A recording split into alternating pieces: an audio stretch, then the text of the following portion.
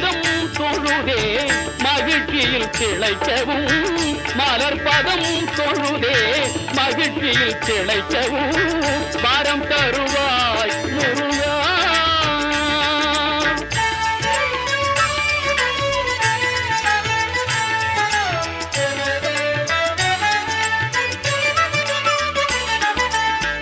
குழந்தை திருக்கோலம் கொடுப்பாய் பழனியிலே, குருவாய் வருவாய் விரகப்பதியினிலே. குழந்தை திருக்கோலம் கொடுப்பாய் பழனியிலே, குருவாய் வருவாய் விரகப்பதியினிலே. மடந்தையர் மறுவிடவே மகிழ்வாய் செந்திலே, மடந்தையர் மறுவிடவே மகிழ்வாய் செந்திலே. மயிலோடு ஆடிடுவாய், மயிலோடு ஆடிடுவாய் பழமுதிர் சோலையிலே வரம் தருவாய் முருகா.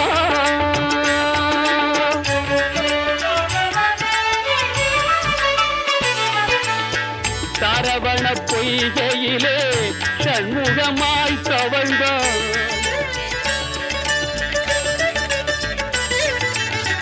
தணிகை மலை மேலே சாந்தியிலே நிறைந்தாய்.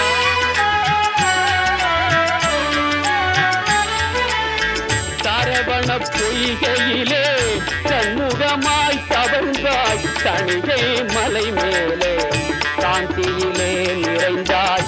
ஆறுமுகத்தில் என்பால் ஒரு முகம் நீ அருள்வாய், ஆறுமுகத்தில் என்பால் ஒரு முகம் நீ அருள்வாய். ஒரு முகமாய் வணங்கும் பெரிய முதம் பொழிவாய் வரம் தருவாய் முருகா. என் வாழ்வெல்லாம் உன்னையே வாழ்த்தி வணங்கிடவே வரம் தருவாய் முருகா.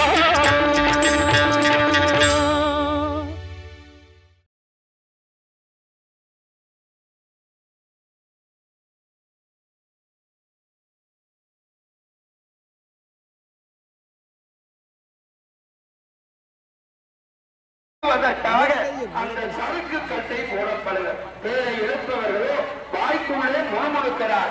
நாங்கள் இழுக்க விடாமல் எங்களுக்கு மொட்டுக்கட்டை போடுகிறார்களா என்று கூட சில பேர் அங்கே முணுமுணுத்துக் கொள்வதை பார்க்கிறோம்.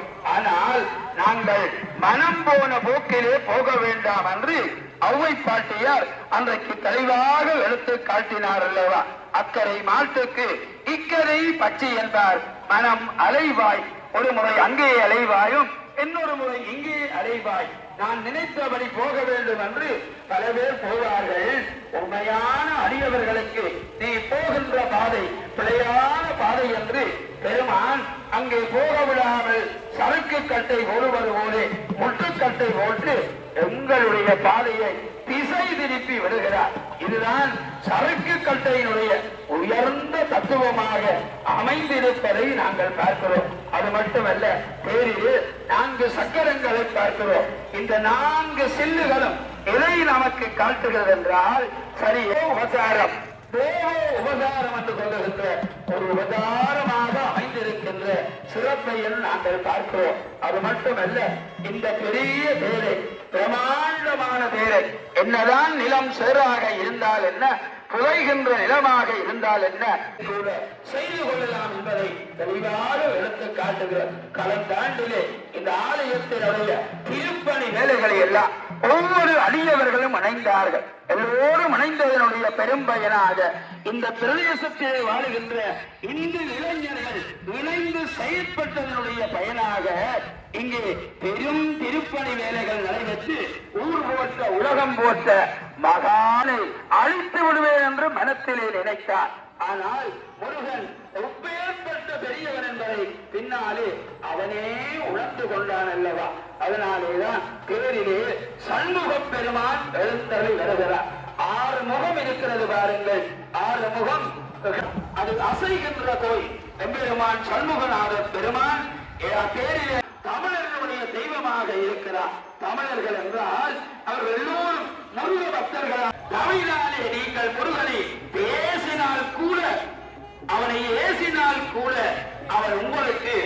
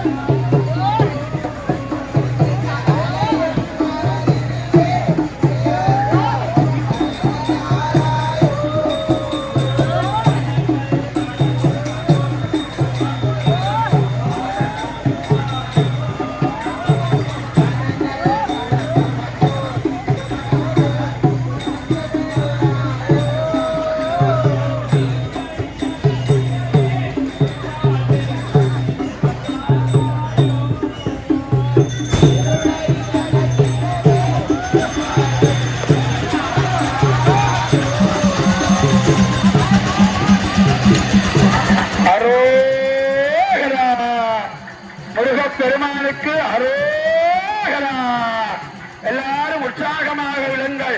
அரோகரா! வெற்றிவேல் பெருமானுக்கு அரோகரா! வெல்வில் முருகப் பெருமானுக்கு அரோகரா! இருப்பத்தாழ்வு முருகமூர்த்தி பெருமானுக்கு அரோகரா! அரோகரா! ஆனந்த நாயகனாக ஆறுமுகத்தான் அடியார்கள் வளம் தொட்டெடுக்க திருவீதி வழியாக அசைந்து அசைந்து இருப்பிடத்தை நோக்கி மெதுவாக இப்பொழுது வருக வந்து கொள்ளுகிறான். பக்திபூர்வமாக ஒவ்வொரு அடியவர்களும் வரம் தொட்டெடுத்து முருகப்பெருமானுடைய மனதிலே ஒரு இடம் பிடித்து விட வேண்டுமே என்று வாழ்வு கேட்டு வரம் பிடித்தெழுக்க பெருமான் அசைந்து அசைந்து இப்பொழுது ஈசான திக்கிலே இருந்து இருப்பிடல் நோக்கி மெதுவாக உயர்ந்து வருகின்ற திவ்யமான அந்த திருக்காட்சியை நாங்கள் எல்லோரும் பார்த்துக் கொள்ளுகிறோம் அல்லவா?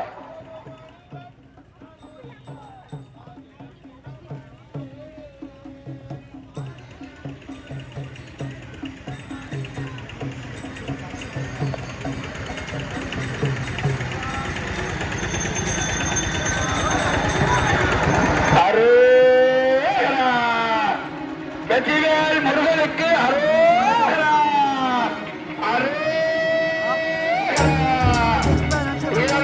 முருகனுக்கு அரோகரா!